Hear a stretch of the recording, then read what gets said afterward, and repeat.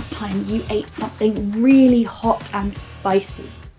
I love spicy food, but even I sometimes get it wrong and eat something that's too hot for me and get that sensation that my tongue is on fire. Now, the reason that occurs is because of the way your tongue sends signals to your brain and how your brain interprets them.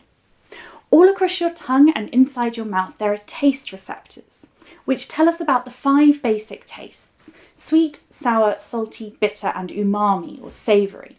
There might be a few more. Scientists think they found one for fat and maybe one for carbon dioxide that tells us about the bubbles in our drinks, but those ones are still a bit debatable. We've definitely got those 5.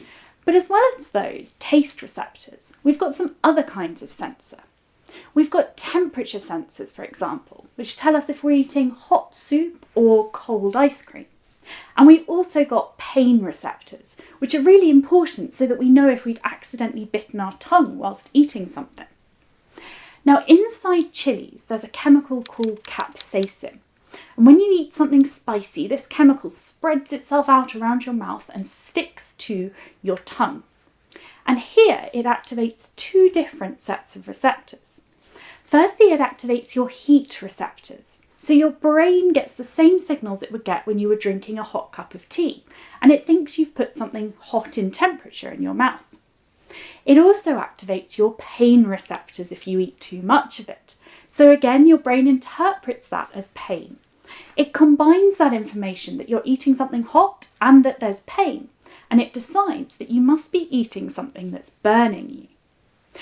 Now, your brain is actually wrong. Capsaicin causes no damage. It's not like burning yourself on hot soup or a hot drink.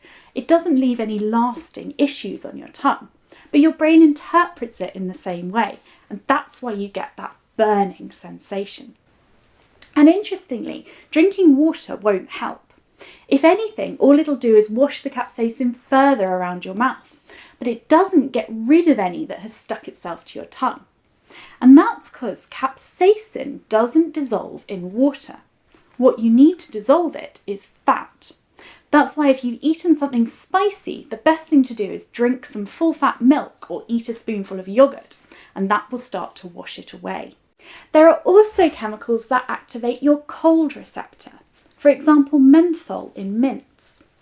If you take a breath in through your mouth and feel the air on your tongue, and then eat something minty or brush your teeth, you'll find that afterwards the air feels cooler. And that's because menthol in the mints has stuck to your receptors on your tongue and made it easier to activate your cold receptors. So the air that before felt quite a neutral temperature, once you've eaten your mint, will start to feel really cold.